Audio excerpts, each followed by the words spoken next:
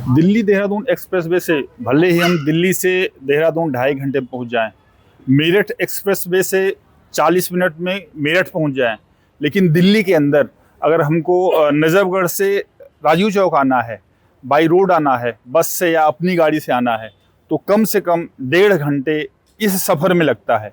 मतलब और यही स्थिति जो है, अगर हमको आना है नरेला से राजीव चौक के आसपास बाई रोड आना है, मेट्रो नहीं लेना है, तब वो भी टाइम कमोबेश सही रहता है। यही स्थिति बदरपुर से भी दिल्ली पहुंचने में, सेंट्रल दिल्ली पहुंचने में रहती है। और यही स्थिति अगर हम ईस्ट से कहें, सीमापुरी से अगर हम सेंट्रल दिल्ली आते हैं, तब भी वही स्थिति रहती है। कहने का मतलब ये कि दिल्ली वाले जो है, दिल्ली के अंदर जितने समय रोड पे लगाते हैं, ट्रैफिक में लगाते हैं, उससे कम समय में एक्सप्रेस वे के थ्रू देहरादून या मेरठ पहुंचा जा सकता है। इस दिशा में जो दिल्ली का फंसा हुआ ट्रैफिक है, उस दिशा में बड़ा कदम उठाते हुए दिल्ली सरकार एक साथ कई सारे इंटरसेक्शंस को, जो बड़े इंटरसेक्शन हैं, जो जाम की वजह बनते हैं, उसको ट्रैफिक सिग्नल फ्री करने की योजना पे काम दिल्ली सरकार ने शुरू किया हुआ है। वो पूरी योजना क्या है, किन किन स्टेज पे ज़्यादा ध्यान है दिल्ली गवर्नमेंट का, उस पर हम बात करेंगे अपने सहयोगी धनंजय मिश्रा से। धनंजय, क्या पूरा प्लान है ये दिल्ली गवर्नमेंट का, जिसमें करीब 18 के आसपास सड़कें हैं जिसको दिल्ली गवर्नमेंट को सिग्नल फ्री करना है? सबसे बड़ा स्टेज कौन सा है इसमें? देखिए, सबसे बड़ा स्टेज जो है वो है रिंग रोड का।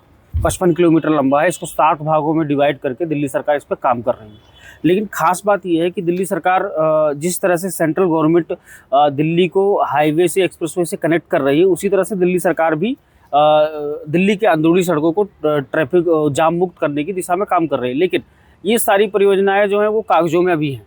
दिल्ली सरकार अभी 18 मेगा प्रोजेक्ट जो हैं उस पर काम कर रही है। ये 18 मेगा प्रोजेक्ट जो है वो जो दिल्ली सरकार के अंदर, जैसे नजफगढ़ है, द्वारका, ये जो मेगा प्रोजेक्ट है, वो उन सड़कों को जिन पे काम किया जाएगा, काम होगा, उन पूरी सड़क को ही सिग्नल फ्री कर देगा। हाँ, बिल्कुल। जैसे हम सबसे पहले लेते हैं रिंग रोड को। रिंग रोड को इन्होंने 7 भागों में विभाजित किया है। ये 55 किलोमीटर है। एम्स जैसे क्षेत्र को ये कवर करती है, और वहाँ से होते हुए ITO, लाजपत नगर आश्रम को पार करते हुए, सराय काले खां का स्टेज पार करते हुए, ITO से होते हुए ये राजघाट, कश्मीरी गेट और मजनू का टीला होते हुए आगे जाती है। इसको 7 भागों में डिवाइड करके ये पूरा 55 किलोमीटर का जो स्ट्रेच है, इसको एलिवेटेड बनाने का इनका योजना है। इसमें जैसे हम लोगों ने भी देखा है, कई बार देखा है, कश्मीरी गेट वाला जो हिस्सा है जी, वो बहुत पैकअप रहता है। वो किसी भी टाइम जाओ वहाँ पे, क्योंकि वहाँ पे जो रिंग रोड बाईपास है, जो एकदम यमुना के साथ साथ जाती है, उसका ट्रैफिक मर्ज होता है जी। प्लस जो पीछे से ट्रैफिक आ रहा है, राजघाट की तरफ से ट्रैफिक आ रहा है, वो ट्रैफिक मर्ज होता है। पुरानी दिल्ली से जो निकलने वाला ट्रैफिक है वो भी मर्ज होता है। तो 3-4 दिशाओं से आने वाला ट्रैफिक, और प्लस जो लोहे का पुल है उससे जो यमुना पार से ट्रैफिक आता है, और शास्त्री ब्रिज से जो यमुना पार से ट्रैफिक आता है, वो भी वहाँ मर्ज होता है। तो पूरा ट्रैफिक के पॉइंट ऑफ व्यू से एक कैंसरस सा पॉइंट बन गया है वो जी। उसको, उसके आगे फिर 2 रेड लाइट पड़ती है। 2 रेड लाइट, एक सिविल लाइन रेड लाइट है, दूसरी जो है मजनू का टीला रेड लाइट है जी। तो शायद जो प्रियॉरिटी भी रखी है दिल्ली गवर्नमेंट ने, इसी पॉइंट ऑफ व्यू से रखी हुई है। कश्मीरी गेट का जो स्ट्रेच है वो इसलिए महत्वपूर्ण है क्योंकि ये उत्तरी राज्यों को, जो दिल्ली के जो उत्तरी राज्य, जैसे पंजाब हो गए, जम्मू कश्मीर हो गए, ये डेस्टिनेशन है, इसको कवर करता है। और यहाँ पे वीकेंड पे सबसे ज्यादा ट्रैफिक रहता है। साथ ही वीकेंड क्या, हमें लगता है कि दिन भर वहाँ ट्रैफिक रहता है, किसी भी दिन जाइए। साथ भी 30,000 कोड भी है वहाँ पे। ईस्ट दिल्ली प्लस NCR के क्षेत्र के भी कई वाहन आते हैं। तो इसको इसलिए प्रायोरिटी पे रखा है। ये 7 किलोमीटर का यहाँ पे स्टेज को इन्होंने लिया है, जो मजनू का टीला से लेके जो पुराने वाले बाईपास है, रिंग रोड बाईपास है, जहाँ के मर्ज होता है रिंग रोड में, वहाँ पे ये 5,000 करोड़ रुपए की लागत में एक एलिवेटेड कॉरिडोर बना रहे हैं। लेकिन ये चुनौती भी बहुत होगा, क्योंकि यहाँ से मेट्रो जा रही है। वहाँ अभी प्राथमिक तौर पे अभी प्लान ये है कि कश्मीरी गेट पे जो बसें आती हैं, उन बसों को यहाँ से कश्मीरी गेट से निकलने के लिए ये दिल्ली देहरादून एक्सप्रेस का वो लेंगे।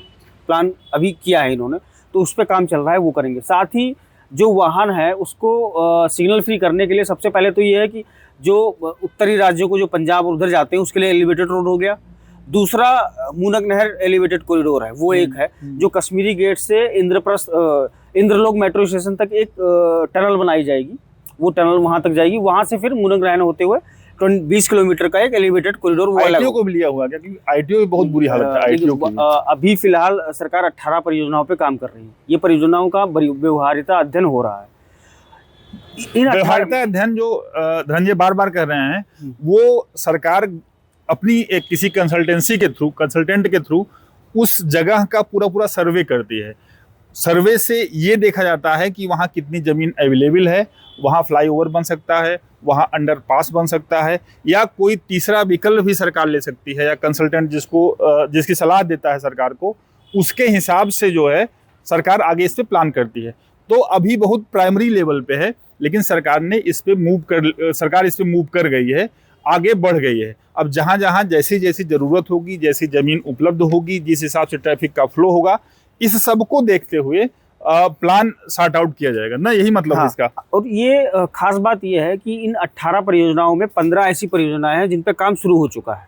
मतलब आगामी 4 से 5 महीने में इनकी डीपीआर व्यवहार्यता अध्ययन के आधार पर तैयार हो जाएगी। उसके बाद फिर जमीनी स्तर पर काम शुरू होगा।